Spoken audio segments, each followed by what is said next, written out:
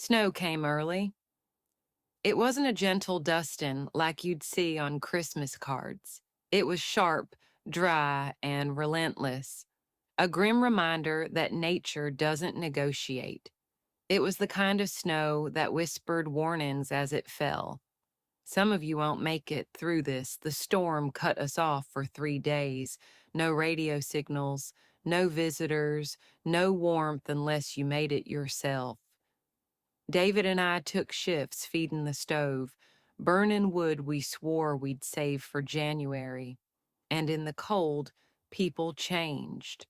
Porter's, the only store still open in town, was boarded up by the second week of December. Not because there wasn't anything left, though that was part of it, but because someone broke in, not for food, not even for medicine. They took the safe.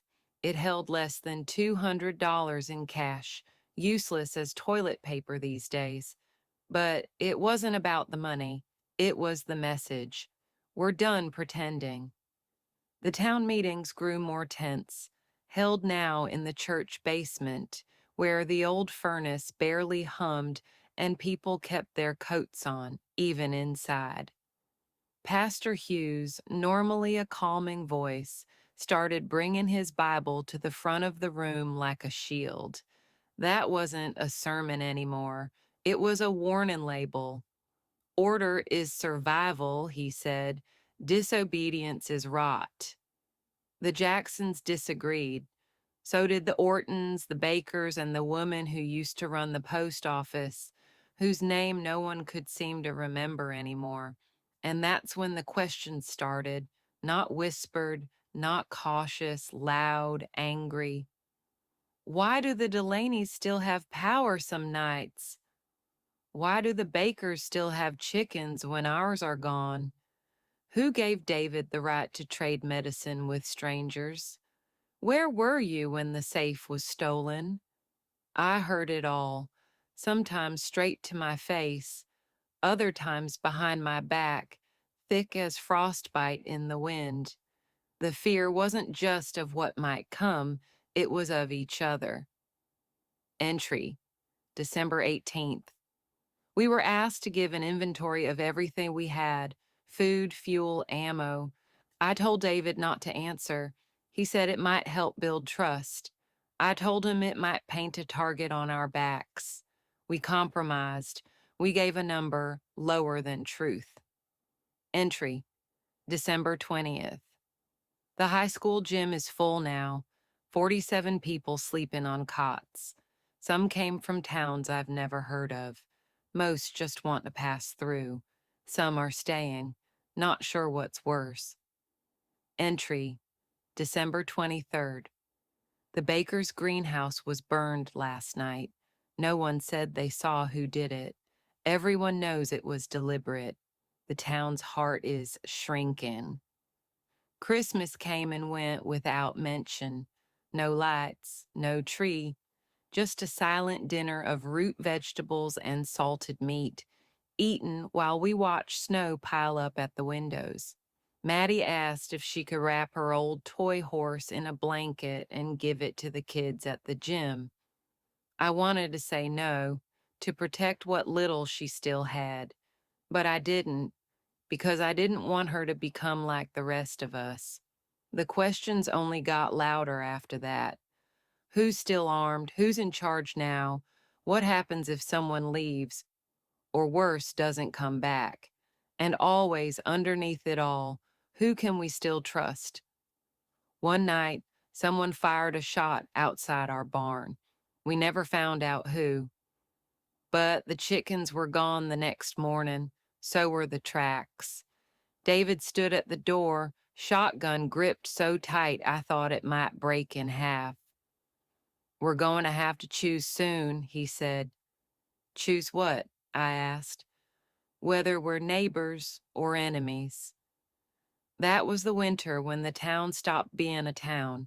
Still a name on a map, still a place with people, but something had broken, not with sound, not with fire, but with silence and hunger and questions no one had the courage to answer anymore. By mid-January, the snow had become a weapon.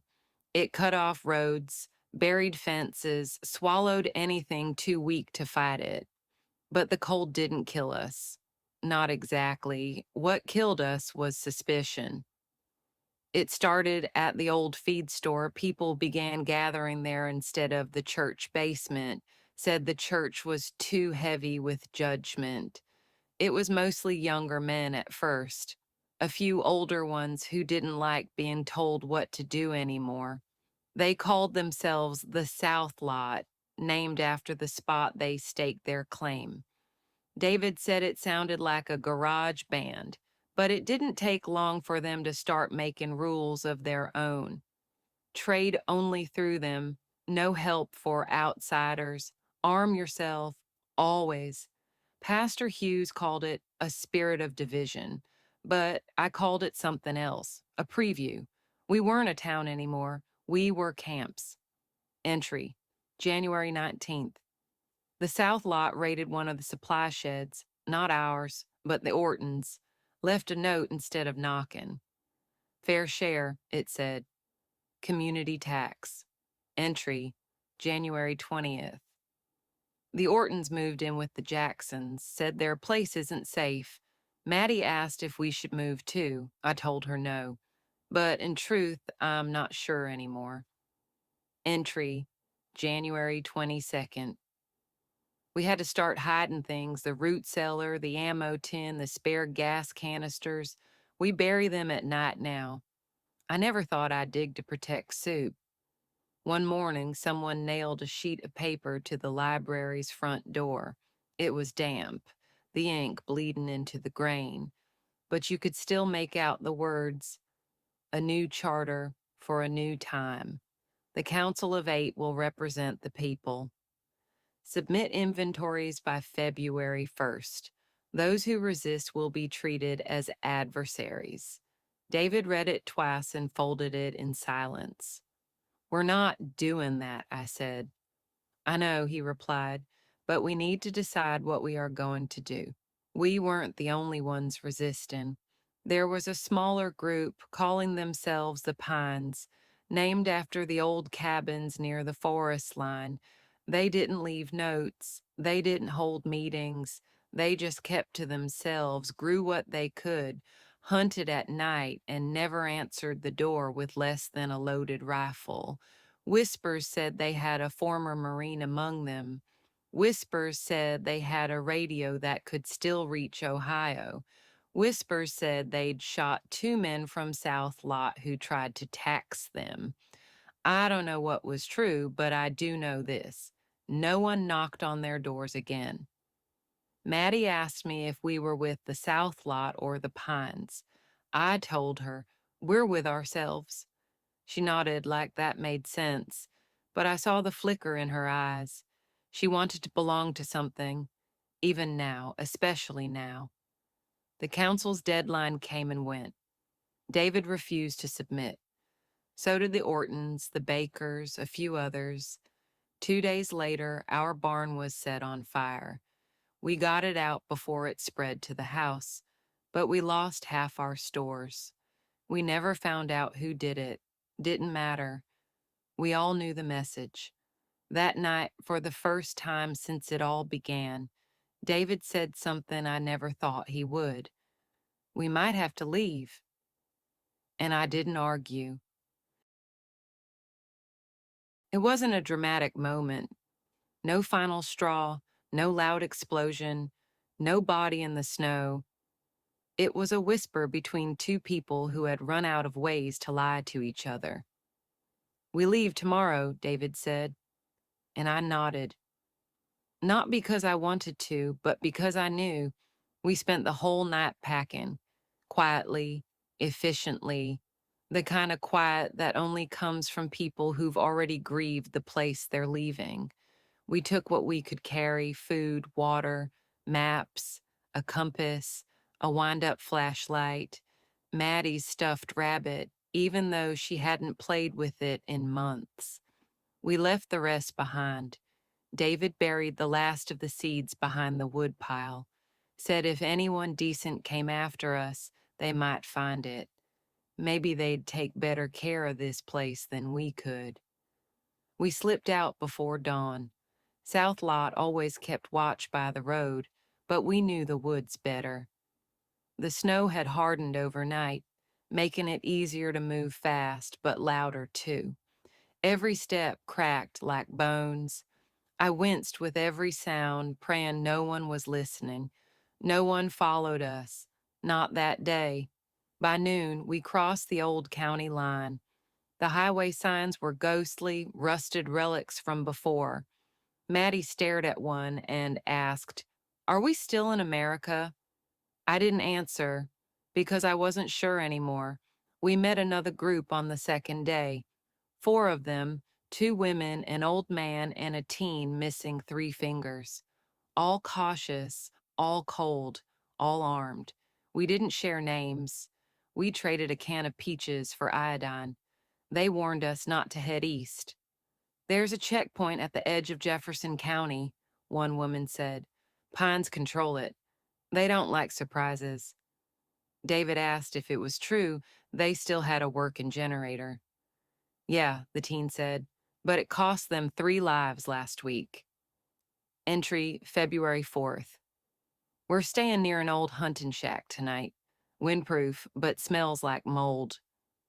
David set up tripwire with bells. I asked him where he learned that. He said, from a book. Entry February 5th. Following power lines south, even though no electricity flows through them. They feel like roads without rules. Still haven't seen a working vehicle in weeks. Not even horses anymore. The truth about fleeing, about really leaving, is that it doesn't feel brave.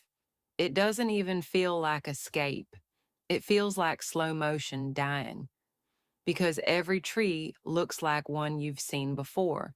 Every creek feels like it could circle back to your own yard.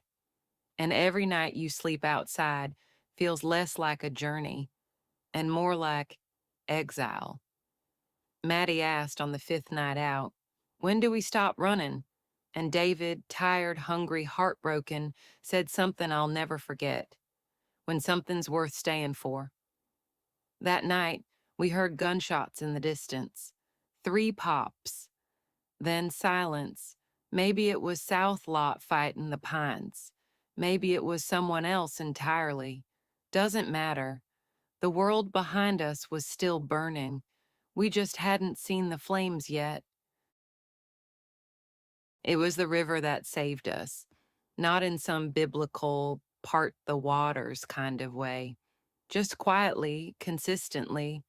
It flowed even in winter, carving a silver line through the woods like it remembered something the rest of the world forgot. It had fish, it had current, it had motion, and after everything, motion meant we weren't dead yet. We followed the river for 4 days, past 3 broken bridges, an overturned train, and a signpost stripped clean except for the words, "You made it this far." I don't know who wrote it, but I thanked them anyway. On the 5th day, we found them, or maybe they found us. A camp set high above the river bend, ringed with logs and homemade spikes. Smoke from a wood stove, kids laughing, not loud, but real. The kind of laugh you don't fake in a world like this. David stopped. I held Maddie tighter. Then a voice called from the ridge. "Don't run, don't shoot, just talk."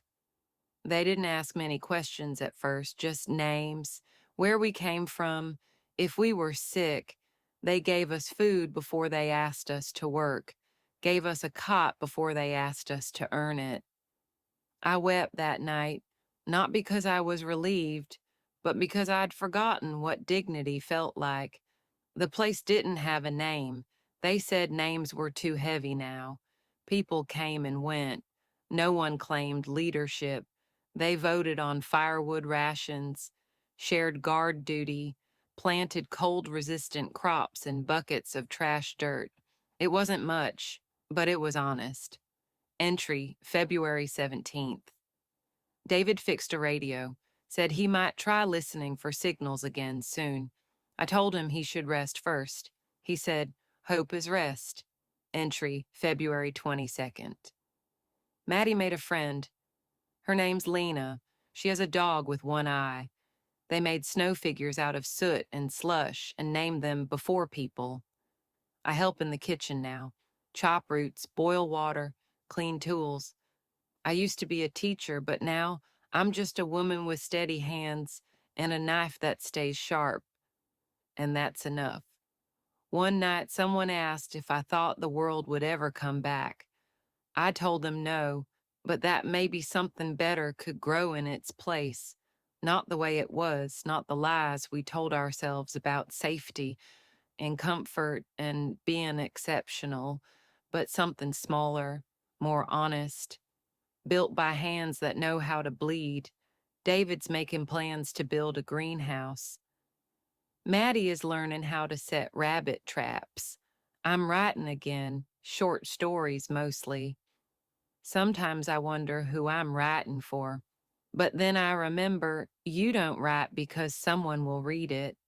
You write so the silence doesn't win. I don't dream of the world before anymore.